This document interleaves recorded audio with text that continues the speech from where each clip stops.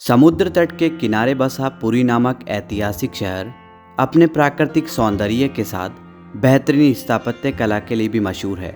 भगवान जगन्नाथ का निवास स्थान होने की वजह से इसे जगन्नाथपुरी भी कहा जाता है। इस प्राचीन मंदिर को राजा इंद्रद्युम्न ने बनवाया था, जिसे उनके प्रतिद्वंदी राजाओं द्वारा नष्ट कर दिया गया। पुरी के लेखागार में पाए गए एक लेख के अनुसार वर्तमान मंदिर का निर्माण गंग वंश के सप्तम राजा अनंग भीमदेव ने किया।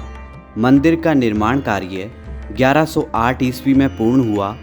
इसकी ऊंचाई 58 मीटर है। मंदिर के गर्भगृह में भगवान जगन्नाथ, बलभद्र और सुभद्रा जी की मूर्तियां हैं।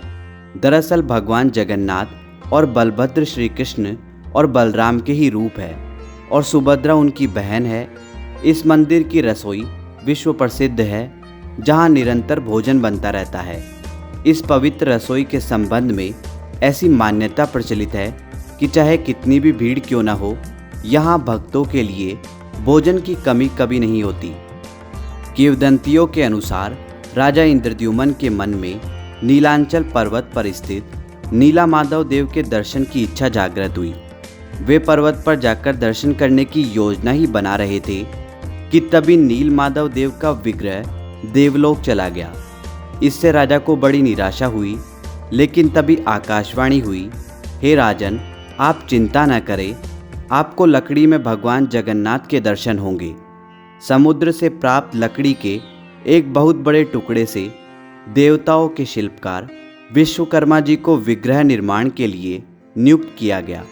विश्वकर्मा जी इसी शर्त पर तैयार हुए कि विग्रह के निर्माण काल के दौरान कोई भी व्यक्ति उसे नहीं देखेगा। किंतु कई दिन बीत जाने के बाद राजा अपनी जिज्ञासा रोक नहीं पाए और वह मूर्तियों को देखने चले आए। विश्वकर्मा जी को जब यह बात मालूम हुई तो वह क्रोधित होकर वहां से चले गए। इस तरह तीनों मूर्तियां अधूरी रह गई। राजा इंद्रद्युम्न बहुत दुखी हो गए, लेकिन उसी समय यह आकाशवाणी हुई, हे राजन, आप चिंता न करें, इसी स्वरूप में हम तीनों को अलंकृत करके प्रतिष्ठित करवा दें। इस तरह तीनों विग्रहों की प्राण प्रतिष्ठा पूर्ण हुई। प्रत्येक वर्ष आषाढ़ मास के शुक्ल पक्ष की द्वितीया से द्वादशी तक पुरी में 10 दिनों का रथ यात्रा महोत्सव होता है। भगवान जगन्नाथ, बलभद्र और उनकी बहन सुभद्रा की मूर्तियों को रथ में बैठाकर जगन्नाथ मंदिर से गुंडीचा मंदिर तक खींचकर पहुंचाया जाता है। यह यात्रा भगवान श्री कृष्ण की मथुरा से गोकुल यात्रा का प्रतीक है। इस अवसर पर देश के विभिन्न हिस्सों से लाखों की संख्या में श्रद्धालु जगन्नाथपुरी में एकत्रित होते हैं। तो दोस्तों, यह था जगन्नाथपुरी मंदिर का शानदार इतिहास।